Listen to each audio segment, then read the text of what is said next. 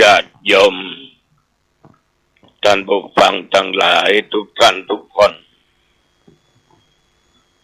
ก็มาพบมาปะกันอีกเช่นเคยในรายการปกิณกะแห่งธรรมะเป็นประจำทุกวันในเวลาเดียวกันนี้และก็ทางสถานีวิทยุแห่งนี้เป็นเวลา30 นาทีโดยประมาณท่านทั้งหลายการสาธยายมนต์นั้นเราจะทำเพื่อเป็นการเกิดสิริมงคลถวายเป็นพระพรชัยมงคล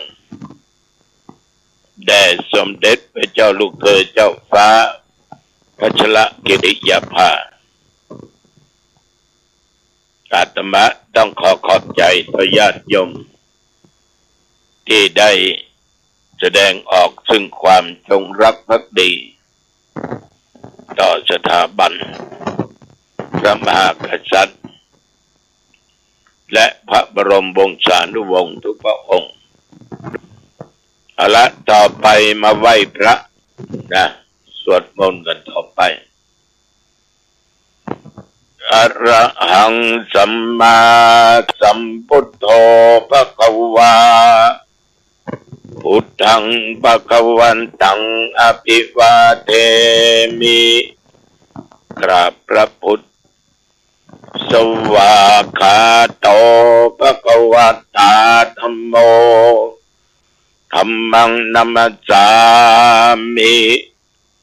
กราบพระธรรมสุปฏิปันโนภควโตสาวกสังโฆสังฆังนัมมามิกราบพระสงฆ์นะโมตัสสะภะคะวะโตอะระหะโตสัมมาสัมพุทธัสสะนะโมตัสสะภะคะวะโตอะระหะโตสัมมาสัมพุทธัสสะนะโมตัสสะภะคะวะโตอะระหะโตสัมมาสัมพุทธัสสะพุทธังสรณังคัจฉามิธัมมังสรณังคัจฉามิทุติยัมปิพุทธังสรณังคัจฉามิทุติยัมปิธัมมังสรณังคัจฉามิทุติยัมปิสังฆังสรณังคัจฉามิตติยัมปิพุทธังสรณังคัจฉามิตติยัมปิธัมมังสรณังคัจฉามิตติยัมปิสังฆังสรณังคัจฉามิอิติปิโสภะคะวะอะระหังสัมมาสัมพุทโธวิชชาจรณะสัมปันโนสุขโตโลกวิทูอนุตตโรปุริสธรรมสารติสัทธาเท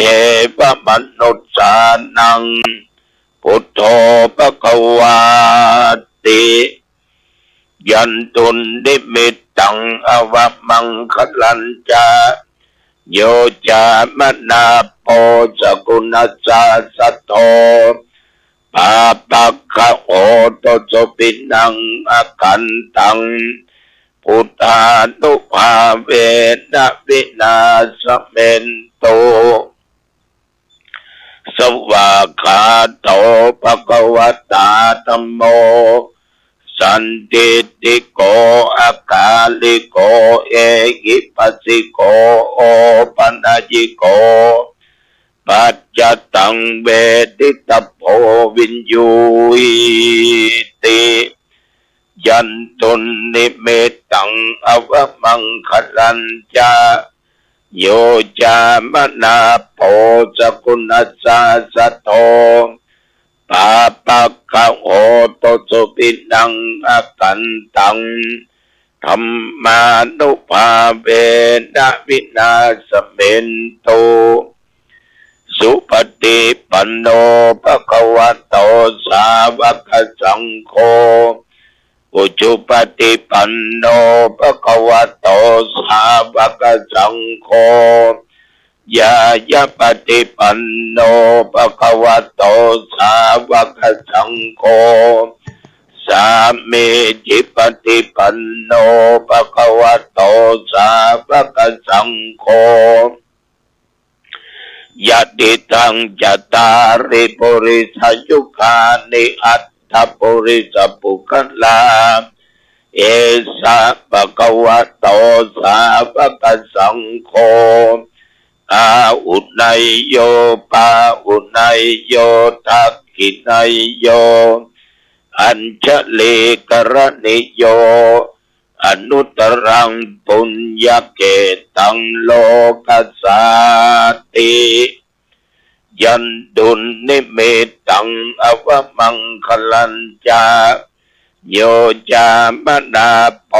สกุณสาสโทปาปากะโหตุสุปินังอกันตังสังฆานุภาเวนะวินาศเมนตุยะโตหังภักขินิอริยยาชาติยาชาโตนาปิชานามิสันจิจปนังชีวิตาปโรเปตาเตนะสัจเจนะโสติเตโหตุโสติกัปปะสาโพชังโคสติสังฆโตธรรมนังวิจโยตถาวิริยัมปิติปัสสติโพชังคาจัตถาปะเรสัมมาตุเปกะโพชังคาสัตเตเตสัพพทัสสินามุนินาสัมมทัคคตาภาเวตาภาวุลิกตาสังวัตันติอภิญญายานิพพานายาจะโพธิยาเอเตนะสัจวเชนะโสติเตโหตุสัพพทาเอกัสสมิงสัมเยนะโตโมคลานันจะกัสสปังคิลเนตุกิเตติสวาโพชังเคสัตตเทสัญญิเตจัตตังอภินันติตวาโรคามุจิงสุตังคะเนเอเตนะสัจวเชนะโสติเตโหตุสัพพทาเอกทาธรรมราชาปิเขลัญเยนาปิปิริโตจุนตเตเรนะตัญเยวะพนาเปตวานะสาทลังสัมโมทิตวาจะอาภาธาตัมหาพุทธาสิธานะโสเอเตนะสัจวเชนะโสติเตโหตุสัพพทาปะอินาเตจะอาภาธาตินนันัมปิมะเยสินังมัคคาอัตตกิเลสาวะปัตตานุปติธรรมตังเอเตนะสัจวเชนะโสติเตโหตุสัพพทาภวตุสัพพมังคลังรักขันตุสัพพเทวตาสัพพพุทธานุภาเวนะสัทธาโสติภวันตุเตภวตุสัพพมังคลังรักขันตุสัพพเทวตาสัพพธรรมานุภาเวนะสัทธาโสติภวันตุเตภวตุสัพพมังคลังรักขันตุสัพพเทวตาสัพพสังฆานุภาเวนะสัทธาโสติภวันตุเต โดยบทพุทธานุภาพธรรมานุภาพสังฆานุภาพอาตมาพร้อมด้วยการสาธยายมนต์อันศักดิ์สิทธิ์ด้วยจิตอันตั้งมั่นของอาตมาขอถวายพระพรชัยมงคลแด่สมเด็จพระเจ้าลูกเธอเจ้าฟ้าพัชรกิติยภาขอตั้งจิตอธิษฐานให้พระองค์ทรงหายจากอาการพระประชวรขอพระองค์จงมีพระสุขภาพปรมัยอันแข็งแรงดุจดั้งเดิมมีพระชนมายุยิ่งยืนนานได้120 พระพรรษายิ่งขึ้นไปขอถวายพระพรกรมอุตุได้ประกาศบอกตักเตือนตลอดเวลาว่าระยะนี้อากาศมีการเปลี่ยนแปลงร้อนหนาวอย่างเมื่อที่ผ่านมา2-3 วันบางครั้งตอนกลางคืนก็มีอากาศร้อนกลางวันก็ร้อนตอนเช้าหนาวบางวันก็หนาวบางวันก็ร้อนก็ทำให้คนเราทั้งหลายนั้นบ่ค่อยสบายกันเป็นหวัดเป็นไอเจ็บคอตาแดงประการสำคัญละเอ็กละอ่อนไปดูที่คลินิกมีกะละอ่อนจากคลินิกผู้ใหญ่คนไข้ก็เต็มท้องก็แสดงว่าอากาศแปรปรวนสังขารก็แปรปรวนไปตามนั้นบ่ค่อยสุขสบายกันสักเท่าใดเกี่ยวกับโรคภัยไข้เจ็บเหมือนพระเจ้าว่าน้องตองเนี่ยแต่ว่านี่โอ้โหไอเป็นเส้นเป็นสายกลางคืนที่ผ่านมานี้ก็ไอถามว่าทานยาฉันยาหรือยังก็ทำแล้วทุกสิ่งทุกอย่างอย่างใดก็ตามกันไม่ดีกว่าแก้ไขมาตันก็รักษาสุขภาพของไปของมันไว้นับตั้งแต่เมื่อตะวันวามาจนถึงปัจจุบันแต่วันนี้ฉันเข้าเช้าแล้วประมาณ9 โมงครึ่งก็ไปสาธยายมนต์สืบโอราชตาตามแบบเบ้าโบราณคือแก่ญาติแก่โยมที่บ้านสันหลวงเพิ่นก็ทำบุญขึ้นบ้านใหม่เมื่อไปถึงนั้นมองดูเจ้าภาพอายุแค่30 ปี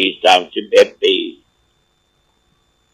สามารถพลิกผันในชีวิตนั้นเพราะว่าการก่อสร้างเกหสถานที่อยู่ทำได้ดีมากๆยวดยานพาหนะรถแต่มีราคาสูงนั่นคือเป็นบุญวาสนาของเขาที่ได้สร้างร่วมกันมาทั้งสามีภรรยาพี่น้องญาติโยมถึงเวลาไหว้พระสมทานรับศีลอาตมาก็นำพระสงฆ์เจริญพุทธมนต์จบเรียบร้อยมรคนายกก็ตามประเพณีโอกาสส่งมาขอทาน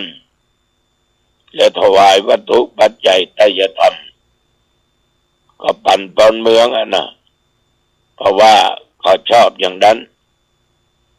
เสร็จเรียบร้อยก็ประชันเพลฉันเพลก็มาทำสิ่งที่เป็นบังกละเป็นมงคลขอนิมนต์หลวงปู่เจิมประตูคำ กูยังไม่ตอนไหนเริ่มไอก็เลยบอกว่าไม่เป็นไรเลยหลวงปู่จะทำให้ก็ทำเพื่อความสบายจิตสบายใจสิ่งใดที่ทำแล้วสบายจิตใจมันบ่ผิดทั้งศีลบ่ผิดทั้งธรรมทำให้แล้วเจ้าของสบายใจก็เป็นมงคลก็เป็นสิ่งที่ดีเพราะการทำนั้นมันบ่เหลือบ้าก็แห้งท่านผู้ฟังทั้งหลายบ่ได้อาศัยไสยศาสตร์ใดๆทั้งสิ้นก็บทพุทธคุณธรรมคุณสังฆคุณฉะนั้นก็ทำให้ยมแล้วก็เดินทางกลับมาวัดสวานีญาติโยมก็มีโยมผู้หญิง3 คนมารอทำบุญถวายสังฆทานตอนเรียบร้อยโยมคนหนึ่งก็เอ่ยปากขึ้นมาว่าหลวงปู่ก็ห้องหลวงปู่ละผมมันขาวแล้วนะเนาะเป็นห้องหลวงปู่ก็ดีอกดีใจการทำบุญเนี่ยนอกจากเอาอุทิศส่วนบุญกุศลญาติพี่น้องพ่อแม่ที่ล่วงลับแล้วเขาจะทานแมวกับหมากับหมูได้ก่อนจะมาก็ตอบทันทีว่าได้ไม่มีปัญหาถ้าเธอคิดว่าสัตว์เหล่านั้นมีพระคุณต่อพวกเธอก็ทำได้อย่างน้อยถึงเขาจะเป็นสัตว์เดรัจฉานเขาก็ยังทำเขานั้นมีความสุขได้อยู่ได้กินกับเขาก็ทำเถอะญาติโยมเขาก็ทำบุญทานหมูทานหมาทานแมวบันตอนเรียบร้อยก็ถามมาเหตุผลผลปรากฏว่าเขาเลี้ยงหมาพันธุ์แล้วก็ได้ขายลูกหมานั่นคือแก่คนที่ชอบเลี้ยงหมาญาติโยมก็ถือว่าเขาได้กินได้ใจได้อยู่ทุกวันนี้เพราะได้ขายมาได้สตางค์จากมาตัวหนึ่งตั้งหลายพันบาทเป็นหมื่นบาทก็มีทำอย่างเนี้ยมาได้หลายปีที่ทานไปให้มานั้นเพราะมาที่เกิดมาบางครั้งก็เลี้ยงมาบัดสักกี่วันก็ตายไปญาติโยมก็ทำบุญขึ้นมาอีกคนหนึ่งนั้นทำบุญด้วยแมวเป็นก็รูปภาพของแมวมาเปี้ยเลยว่าแมวตัวนี้เขาฮักมากเกิดลูกมามีค่าคนขอมีค่าคนซื้อเอาพ่อก็น่าฮักดีก็ได้กับลูกไม่มีปัญหาฉะนั้นญาติโยมผู้หญิงทั้ง3 คนนี้ขอทำบุญไปหมากับแมวจะมาเป็นตู้เจ้าก็ไม่ขัดที่บักคัดก็จะหันแค่ได้ทำไปด้วยจิตเมตตาธรรมเพราะเขาก็ไม่ได้ทำอย่างผิดในจิตมีแต่คุณธรรมยังนึกถึงพระคุณแม้แต่สัตว์เดรัจฉานท่านทั้งหลายสิ่งเหล่านี้ทำมาหลายท่านทำมาหลายคนบางคนชีวิตของเขาได้อยู่ได้กินได้นุ่งได้ย่องไปหันไปนี่ได้ซื้อยวดยานพาหนะเพราะสัตว์เดรัจฉานเขาก็นึก ถึงพระคุณก็ถือว่าเป็นผู้มีพระคุณก็ออกไม่ออกญาติโยมมันก็เป็นสิ่งที่ดีนะเพราะทำแล้วสบายจิตสบายใจมันเหมือนคุณโยมคนหนึ่งดูเหมือนฟังแล้วไปเลี้ยงหมาไว้ประนักมาขนาดนักมาตายนี่ให้ประทานขันเข้าที่วัดถามว่ามันเป็นอย่างตายรถยนต์ตายคาที่เดี๋ยวก็จะฟังมาก่อนนิมนต์ตุลุงกับตุเจ้าอีก3 ตนครบ4ไปบังสกุลนั่นบังสกุลเอาก็เอาเพราะทำแล้วเขาก็มีความสบายอกสบายใจ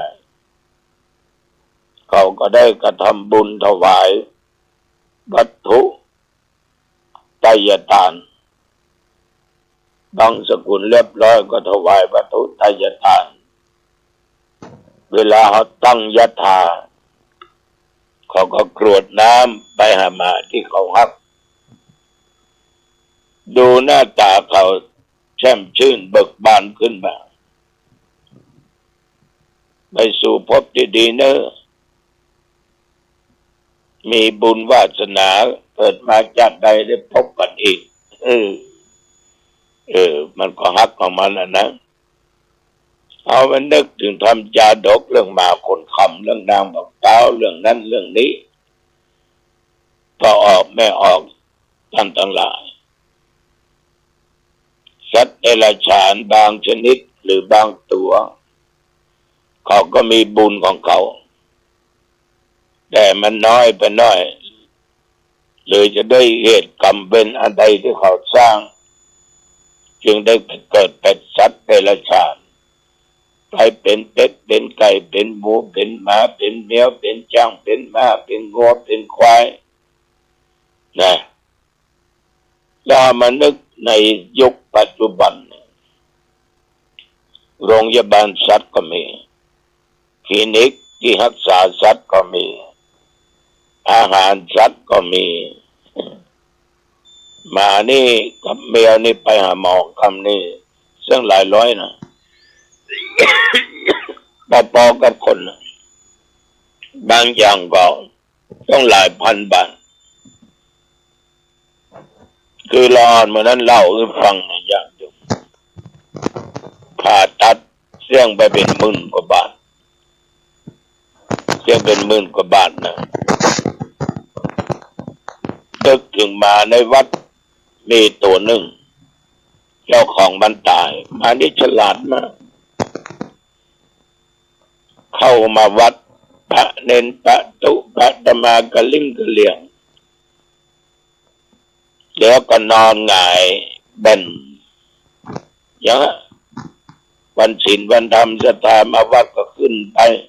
นอนแบเซนทางต้องมันใหญ่แม่ออกพอมันสังเกตดูมันได้จะท้องมันได้จะต้องเขาก็เลยนำไปผ่าที่คลินิกรักษาสัตว์ดูเหมือนหมดไป 3,500 บาทเป็นว่าลูกตายอยู่ในท้องของหมาตัวนั้นญาติโยมมันก็บ่ลืมคุณหมู่ที่นำไปผ่านั่นน่ะเป็นมาวัดมาใดมันก็เข้าไปหมอบแล้วหันไปมันก็เข้าไปหมอบแล้วก็นอนหงายเหมือนกับว่าดูว่าท้องมันเนี่ยผ่าตัดมาแล้วฉะนั้นสัตว์เหล่านี้ญาติโยมบางครั้งเขาก็แสดงอาการออกมาฉะนั้นประเทศที่หนึ่งนั่งบนธรรมาสน์พบหมาตัวนั้นอ้วนมากเจ้าของก็ใส่เสื้อเรียบร้อย มอบการเข้ามาตรงหน้าธรรมะแล้วก็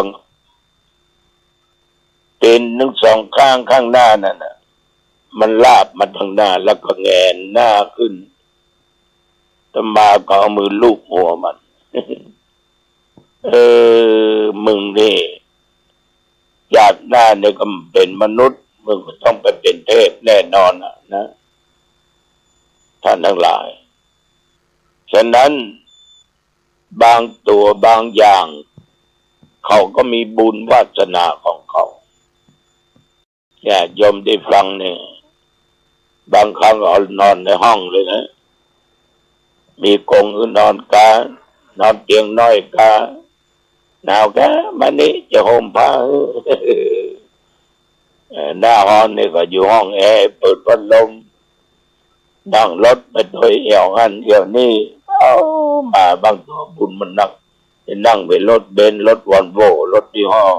เป็นสิบล้านมันก็ได้นั่งนะเนี่ยญาติโยมมันจะว่ามันเป็นสัตว์เดรัจฉานก็จริงอยู่แต่มันก็มีคุณค่าของมันมีบุญของมันเจ้าของมันของอักลูกเจ้าของอักเนี่ยมันก็จ้างนี้เอาใจคนอย่างกะลิ่มกะเลียสปะสเปะคนใดจังมันก็เห่าคนใดฮักมันก็นี่ก็หานะฉะนั้นที่ละอ่อน2-3คนเนี่ยเขามาต่างก็ได้อธิบายอย่างเขาฟังไปเขาก็ดีอกดีใจแต่ว่านี้ตอนกลางวันอากาศร้อนหน่อยอุณหภูมินี่ญาติโยม35-36 องศาแล้วก็ปัจจุบันประเดี๋ยวนี้17 องศาหนาวนะตอนเช้านี่หนาววันนี้ฉันเข้าแล้วก็จะไปที่วัดดอยสปัญญูหลวงพ่อภาคจะมาปิดในการอบรมบาลีก่อนสอบประโยคสูงและรวดเปิดการอบรมบาลีก่อนสอบกันต่อไปที่วัดดอยสปัญญูเพื่อไม่วางจังหวัดเชียงใหม่ญาติโยมไปมีโอกาสเวลาไปนะไปจะมีน้ำปนะไปเลี้ยงไปถวายแก่พระเนรได้หลายร้อยรูปนะโยมนะบนในหัวว่าจะมีกี่ร้อยรูปอย่างน้อยก็300-400 รูปนะมันมีการอบรมบาลีก่อนสอบพุทธวจนะคำสอนของพระพุทธเจ้าที่เป็นภาษาบาลีมาแปลเป็นไทยให้หมู่เฮาได้รู้กันเอาละวันนี้จะไปมาเป็นเวลาพอสมควรอายุวันโนสุขังพลัง